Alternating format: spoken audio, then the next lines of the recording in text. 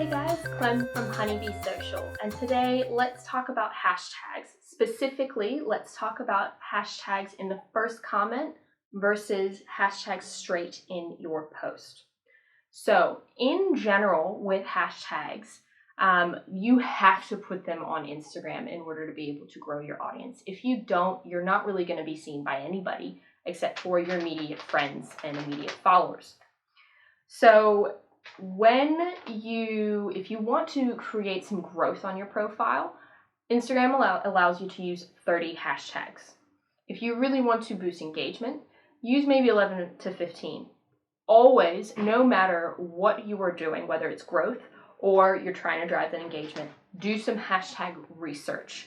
So a really easy way to do that is to be on Instagram and search your hashtags. You don't want to use the 1.3 million count hashtags or the really generic ones.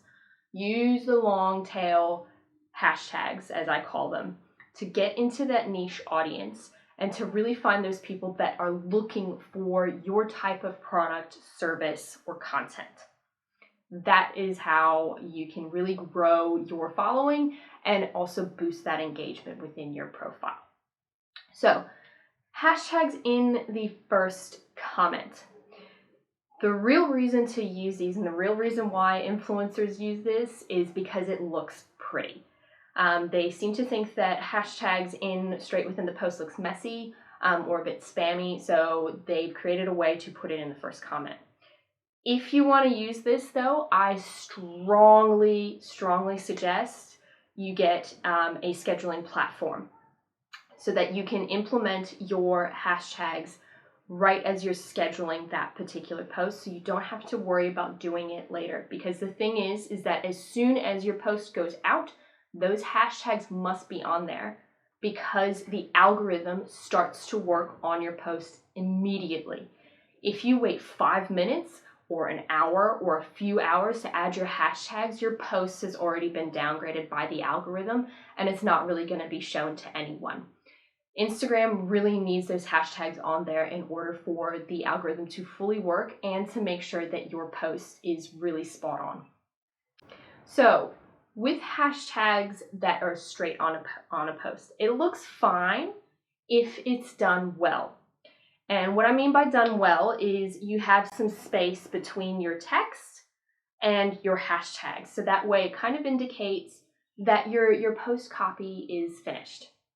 So you can do this by adding some spaces and an enter and space and enter, or you can add some dots, or you can add a whole line of dots. That way people know that that's the end of your post copy.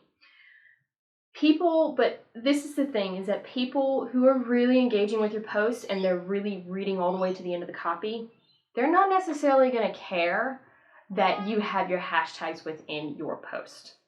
If they've engaged with it enough to like it and to comment, that's a good thing.